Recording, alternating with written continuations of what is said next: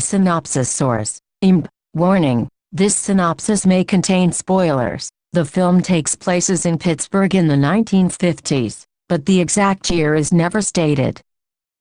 Troy, Denzel Washington, and Bono, Stephen Henderson, work as trash collectors in Pittsburgh. Troy complains that they never hire colored men for the driving. They always have to do the lifting. Bono asks about a girl that he's seen Troy eyeing at the bar they frequent. Troy claims he just bought her a drink and that he's never chased women after marrying Rose. The two get to Troy's house where they are greeted by Rose, Viola Davis. She asks if Bono is going to stay for supper. He says he's going home for pig feet. Troy says he's going to go home with Bono unless she can top that. Rose tells him she's cooking chicken. Rose and Troy are affectionate with each other and recall marrying each other 18 years earlier. She tells him that their son, Corey, has been recruited by a college football team. He tells her the white men aren't going to let a colored boy play football. Rose tells Troy he's going to drink himself to death, as he is drinking a bottle of gin while he chats. He tells her about a time Death visited him when he had pneumonia and he threw Death's sickle and the two wrestled. After 3 days, Death gave up but promised to be back. Troy's 34-year-old son Leon, Russell Hornsby, comes over. Troy notes that he only comes to visit on paydays. Sure enough, Leon asks to borrow $10 which he promises to pay back. Troy complains that his other son doesn't have a bed and that he himself can't get any credit. He claims that he only has their furniture because a man sold it to him one day and he's paid $10 every month for 15 years to avoid losing it. But after this long speech, Rose points out that Troy's lying and they got the furniture from someone else. Troy tells Leon to get a decent job but Leon says he doesn't want a service job. He's a musician. This irks Troy, who reminds Leon the only reason he has money is because he works as a garbage man and Leon is no better than him. Leon says they are two different people and he needs to do something with his life that makes him feel like he has a purpose. Rose demands Troy give him $10. When Troy hands over the payday money to her, she takes $10 out for Leon. He thanks her and promises to give it back to his dad.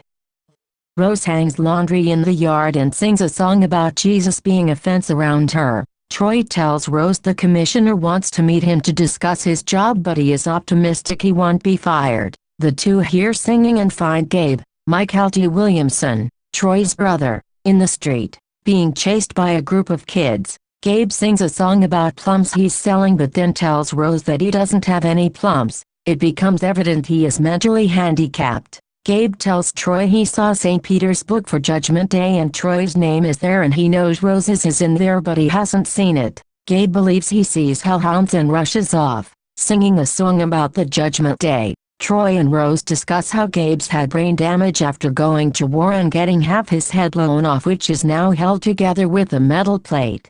He received $3,000 from the army and that is how Troy was able to afford the house he lives in. Gabe lived with them until recently and now he moved out to live with a neighbor, Miss Pearl, so he can be more independent. Troy leaves to go watch the game at the bar he frequents, even though he was supposed to be building a fence. Time passes. Rose and Troy's teenage son, Corey, Jovinadipo, comes home from football practice, in his uniform. Rose tells Corey that his dad is upset with him for not being home to do chores or help him with the fence. Corey tells his mom that his dad always leaves on Saturdays to go to the bar. Corey goes inside and Troy returns home. She asks him about the game but he doesn't know, hinting that maybe he wasn't at the bar like he suggested.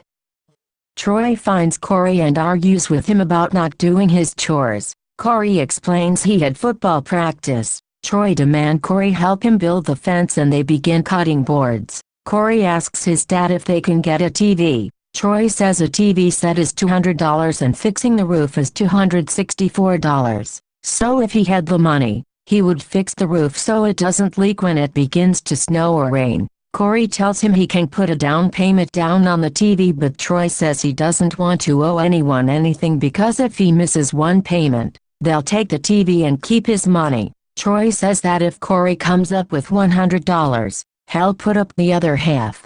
Corey has a job at the A&P, but he tells his dad that he's had his hours reduced because of football practice. Troy is furious and says Corey will never get to play football because the white man won't allow it. When Corey counters this with all the examples of black ball players, Troy continues to debate. Corey tells his dad about the recruiter from North Carolina who is coming to see him and asks his dad to sign permission papers, but Troy refuses. Insistent Corey goes immediately to ask for his full-time job back, despite an arrangement where it's being held for him until after football season. Corey responds by asking Troy why he never liked him. Troy tells him that nobody said he had to like him. Corey eats every day and has a roof over his head and clothes on his back because Corey is his responsibility. Liking him isn't required. Corey leaves to seemingly ask for his job back. Rose has been listening from nearby and asks Troy why Corey can't play football. Troy says he doesn't want Corey to end up like him, not able to get into the major leagues. Rose points out that Troy didn't try out until he was much older and won't admit to himself he wasn't young enough.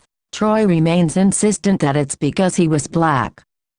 Troy is waiting in the commissioner's office. He is called in. When he returns home, he excitedly tells his wife that he wasn't fired but actually promoted. He's going to be the first colored man to be a driver in their city, instead of the one collecting the garbage. He suggests he'll get to read the newspaper like his driver did, but we learn he doesn't know how to read or to drive. He shrugs off not having a license, stating all you do is point the car where you want to go. Leon stops by and Troy is sure he's going to ask for more money since it's payday again, but Leon actually is returning the $10 he borrowed. Troy refuses to take it and insists Leon keep it for the next time he needs $10. Leon finally gives it to Rose, insistent he repay his debt. Gabe enters the house, singing about the Judgment Day. He thinks Troy is mad at him for moving in with Miss Pearl. Rose tells him it's nice for Gabe to come and go and also that Troy should sign Corey's recruiter papers to let him play football. Troy tells everyone how his dad didn't care about his kids and he had 11 of them. He tells a story about his dad whipping him for kissing a 13-year-old girl, only to learn he was mad because he wanted her for himself, and that's when he became a man and started whipping his dad. He then moved out on his own. At 14, he made his living as a robber and met Rose and had Leon, then went to jail for 15 years where he met Bono and learned to play baseball. It wasn't until he was released, at 30 years old, that he tried out for the major leagues, confirming Rose's theory that it was his age and not his race that kept him from being recruited. Corey comes home in his football uniform and throws his helmet in the direction of Troy. He says that Coach Zellman told him he can't play football anymore and for the recruiter not to come. Troy had learned that Corey didn't ask for his job to be reinstated, so he demanded that the coach pull him from the team. Corey points out that the job was being held for him until football practice is over and that his dad never listens to him. He screams that his dad is just worried that he's going to be more successful than him. Referencing the football helmet he threw, Troy tells him he swung the ball and didn't hit, which was strike one. He'd better not strike out 2 more times.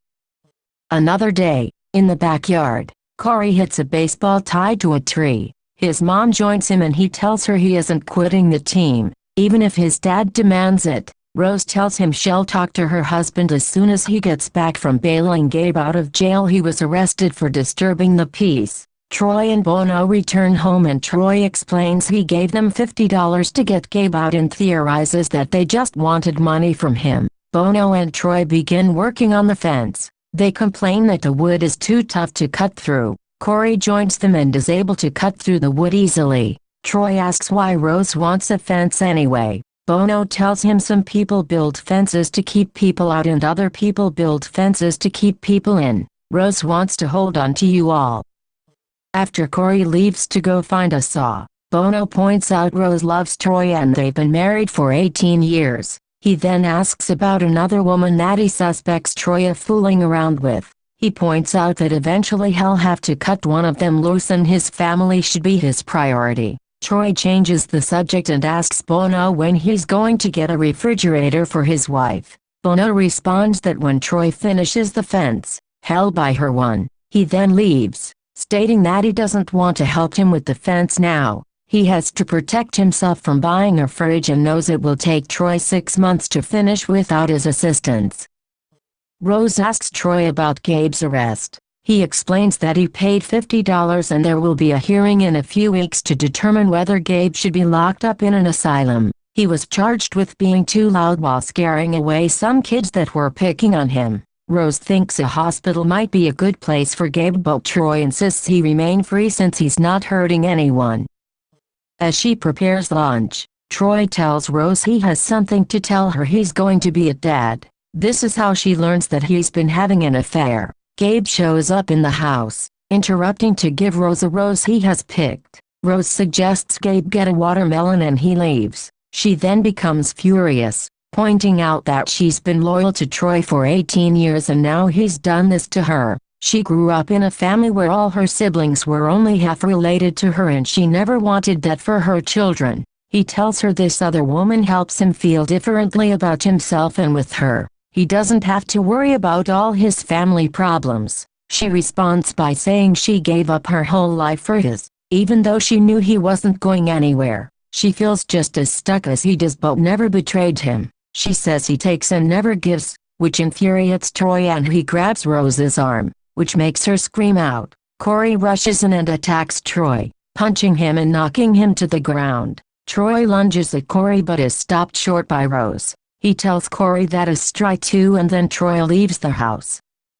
6 months have passed. Rose and Troy no longer speak even though he still lives in the home. This changes when Rose asks Troy if he's coming home after work the following day. He usually spends Fridays at the house of the woman he was having an affair with but always claims he's at the bar. She asks that he come straight home and that she isn't going to be patient with him anymore. He reveals that he's actually going to the hospital to see the other woman, who went into labor months early.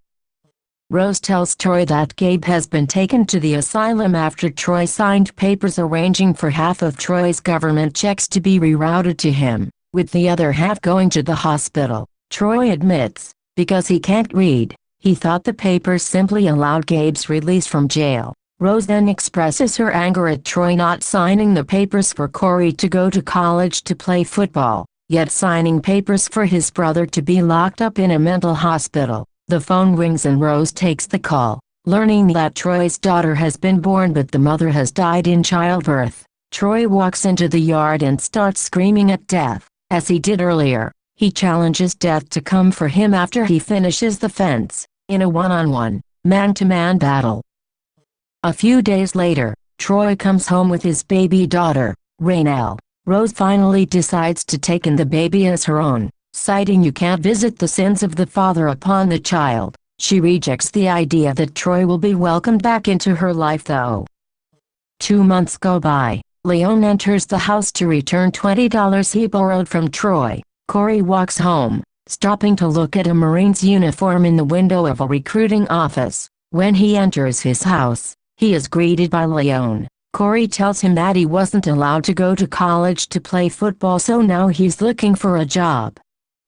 Troy comes home with his payday money, but Rose is more independent now and leaves for church without asking permission from Troy. Troy goes outside and sings a song about his old dog, Blue. Bono stops by and Troy notes that they haven't seen each other much since Troy got promoted to drive a truck in a white neighborhood. Troy heard that Bono bought his wife a refrigerator. He says he had heard Troy finally finished the fence. Bono leaves to play a game of dominoes at his house. Troy stays behind, drinking and singing the song about his dog, Blue.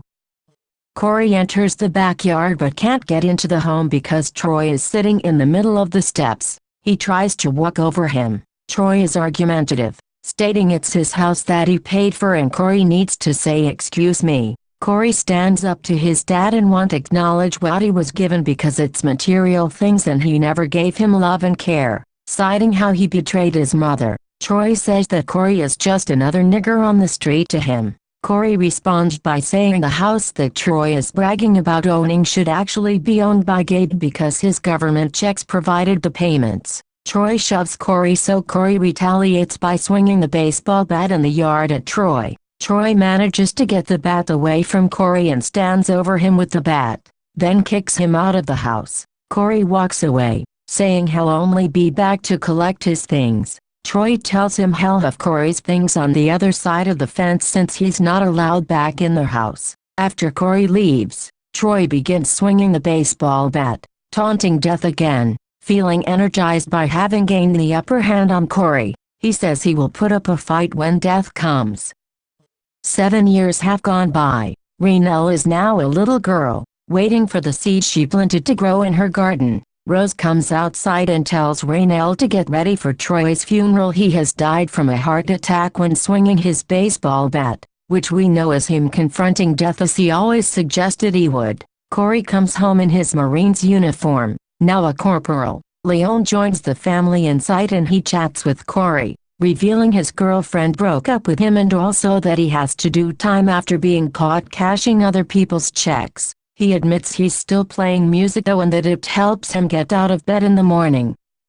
Corey tells his mom he is not going to be attending his dad's funeral. He explains that he can't drag his dad with him everywhere he goes. One time in his life, he's got to say no. She tells him this is the time to put that aside and not going to his funeral isn't going to make him a man. Corey insists that his dad was like a shadow that followed him everywhere, but Rose said that shadow was just him growing into himself. Rose gives a speech about loving Troy, even though he was flawed and hurtful. She adds that while she was at first upset about Raynell, now she has taken her in on as her own daughter and Rose is going to give her the best life she can.